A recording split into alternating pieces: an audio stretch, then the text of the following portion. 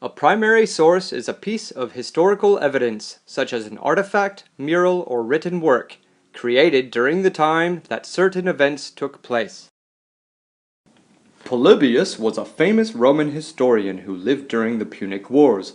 His written account of the Punic Wars is then considered a primary source, and is far more reliable as a source of information than that of a brief interpretation found in the likes of Wikipedia or a fortune cookie.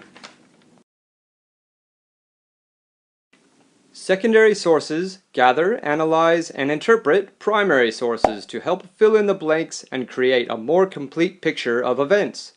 Secondary sources may be biased points of view or directly contradict each other, which is why several secondary sources should be examined in order to find the most accurate data.